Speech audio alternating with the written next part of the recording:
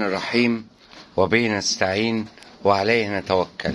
أعزائي أعضاء جروب وقناة أرانب جد عصام، عزيزي مربي الأرانب المبتدئ، أتمنى لما يوصلك الفيديو ده إن أنت تكون في أتم صحة وفي أسعد حال، اللهم آمين يا رب العالمين. النهاردة يا جماعة هنتكلم عن موضوع ناس كتير قوي بتشتكي منه، بتقول ذكر الأرانب قاطع أكل وعمال يدبدب في القفص وقاطع أكل وما بياكلش خالص، نعمل إيه والحل إيه؟ الحل بسيط جدا يا جماعة، واتبع الخطوات اللي هقولك عليها دي إن شاء الله ربنا هيكرمك. أول حاجة حضرتك لازم تمسك الأرنب الذكر وتفحصه كويس.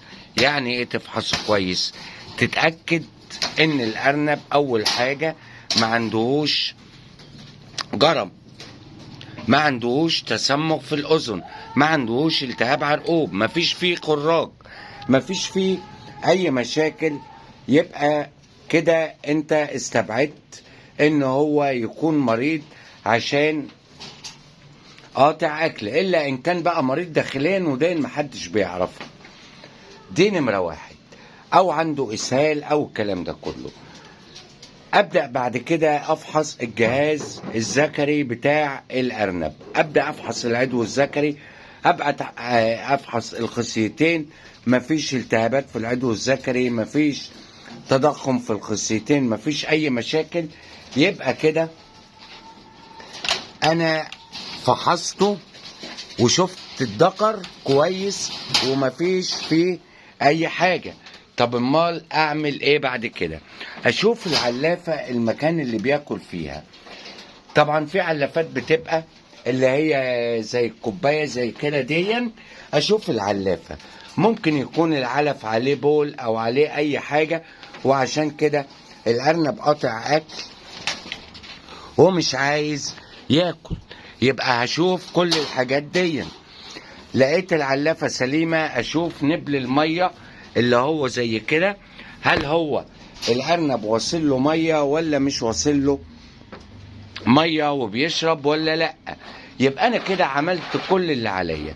طيب لو الارنب سليم ونبل الميه سليم والاكل سليم ونضيف وكل حاجه كويسه، ايه الحل؟ عارف ايه الحل؟ الحل ببساطة شديدة ان الارنب ده عامل اضراب لانه عايز يلقح نتاية.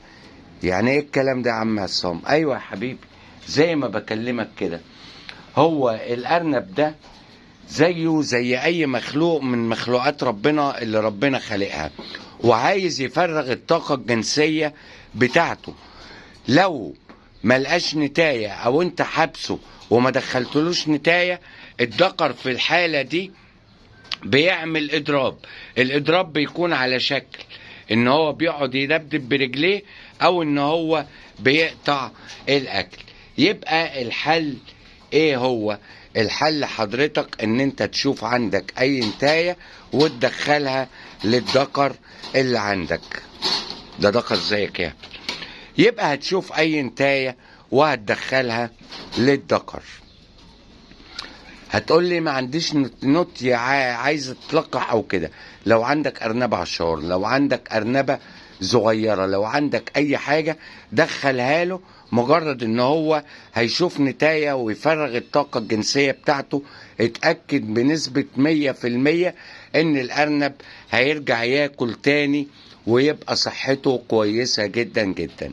دي كلها حضرتك زي ما انت شايف اهي ديكور اهي، دي ذكورة عمر 5 شهور، بسم الله ما شاء الله تبارك الله. طبعا دول لسه ما جوزتهمش، قدامهم 15 يوم، لو اتباعوا صاحب النصيب بتاعهم موجود ان شاء الله. لو ما اتباعوش المفروض ان الارنب الذكر بيتجوز على 6 شهور، وده الشغل الصح. شوف الذكورة الجميلة وشوف الحلاوة بتاعتها. اتمنى ان انا اكون فدتك في الفيديو، والى لقاء قادم في فيديو قادم. لكم حبي ودعواتي بدوام الصحة والسد، والسلام عليكم ورحمة الله وبركاته.